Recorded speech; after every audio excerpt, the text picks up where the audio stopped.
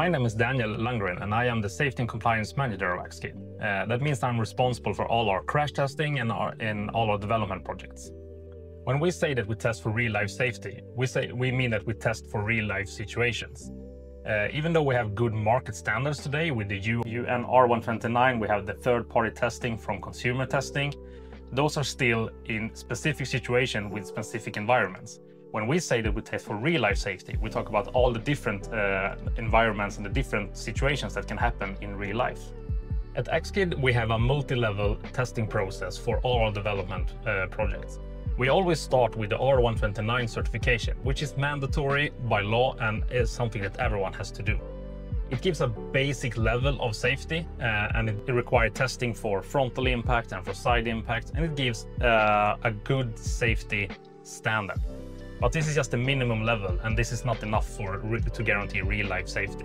After the R129 certification, we move on to the next level of testing in our process. And this is normally for us the ADAC testing, which is consumer rating testing. This is normally done by a third party, but of course we also do a lot of internal testing during the development process. The consumer rating testing is a good thing because they test other aspects that are not included in the regulatory testing and in the mandatory testing. So they actually measure different kind of dummy criteria or injury values, as we call it. And they also test at a higher speed, which creates more impact violence on the car seat.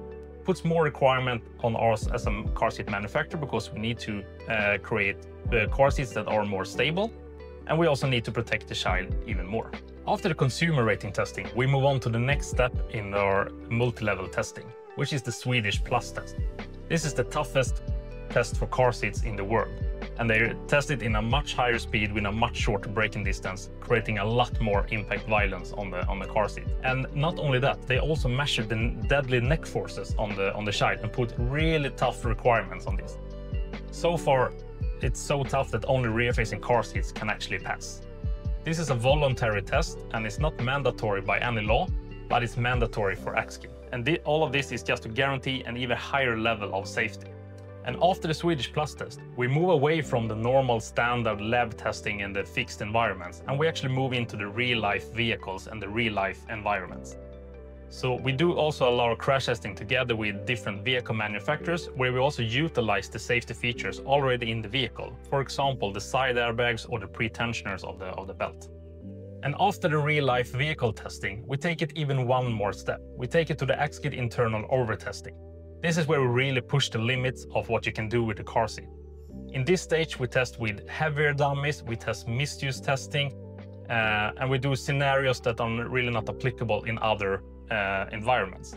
To ensure the real-life safety of our products, we also do a lot of digital crash testing. With the digital crash testing, we can have environments and scenarios that we can't recreate in the physical test labs. So by including all of these environments and scenarios into the development of our car seats, we raise the bar for what safety really is.